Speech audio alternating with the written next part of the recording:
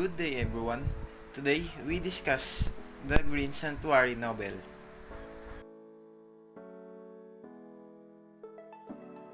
Good afternoon, classmates.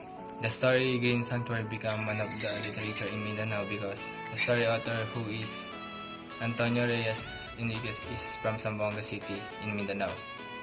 That inspired to write this story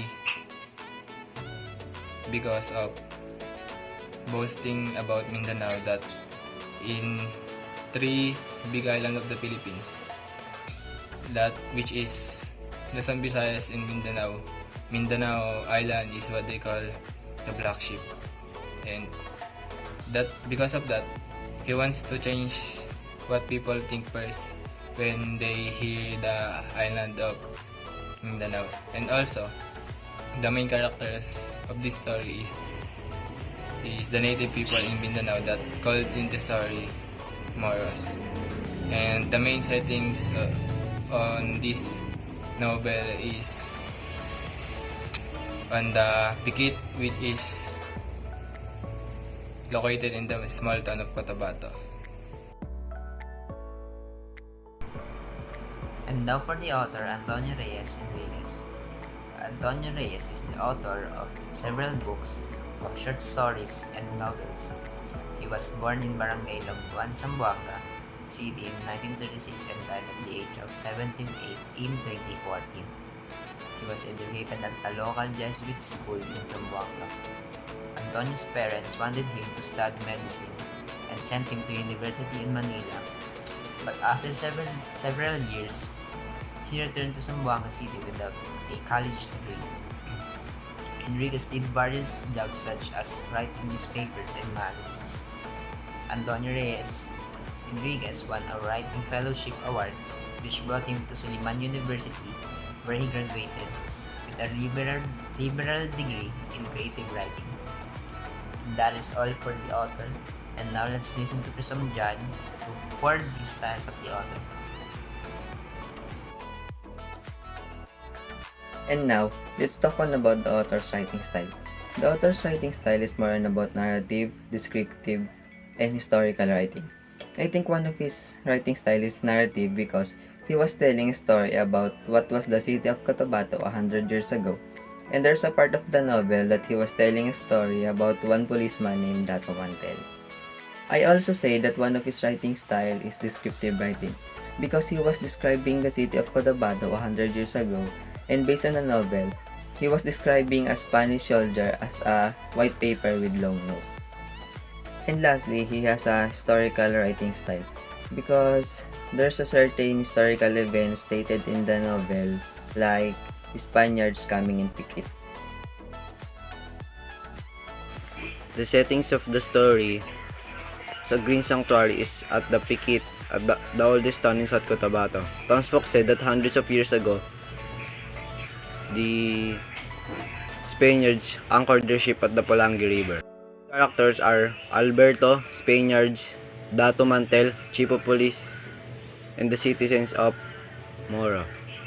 The main problem of this story is when Dato Mantel started to be like a boss in their town and do everything he wants in it. The rising action of this novel is the part of at 6 o'clock every evening. The sari-sari store and carinderias along the road were closed and barred with wooden boards.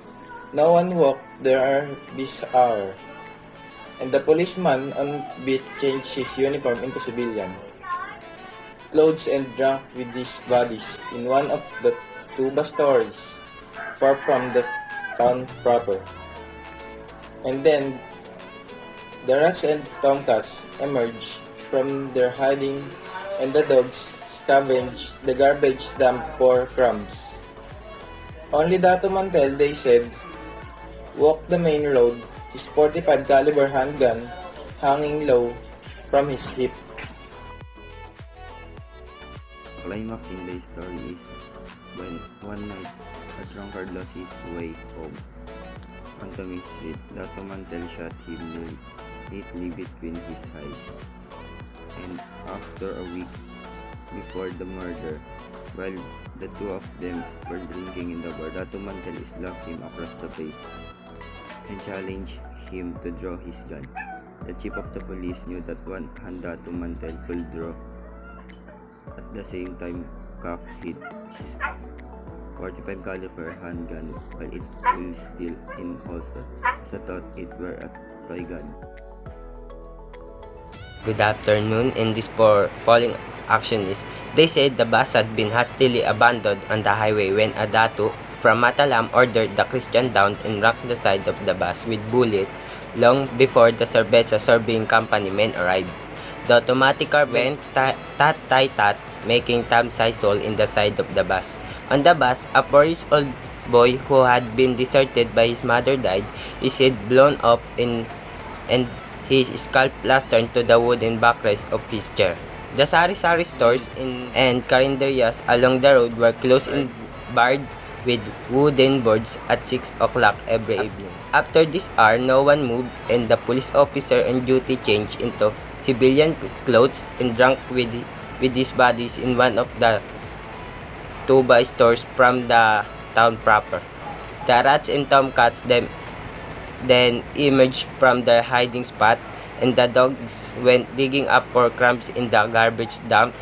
They said that only Datu Mantel walked the main road, his 45 caliber pistol slung low from his shoulder. A drunkard lost his way home one night, and Datu Mantel shot him between the eye on the main street. Drunkard's body, like the remains of other murder men, has not discovered in the next day. After the Datu, the chief of police did not send a cop because when the two of them were drinking in the bar a week before the murder, Datu Mantel slapped him across the face and challenged him to draw his pistol.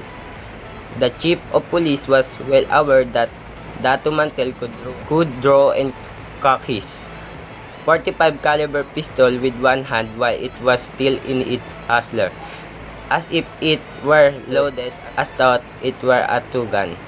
Now, I am the chief of police. Datu Mantel told the chief of police. That's how they said.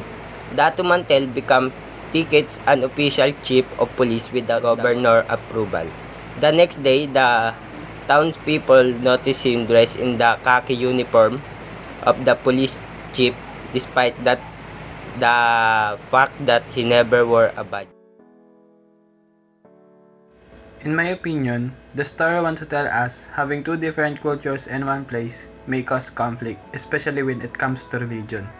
In my opinion, for Datu Mantel, as a leader of his place, he wants to secure and protect it from the people who want to own it. And in the story, we can't blame him for his act of abusing his authority because he does it for the sake of everyone. And I can rely on it of what is happening nowadays in our country, on how Filipinos protect our natural resources on those who want to own it. That's all. Thank you.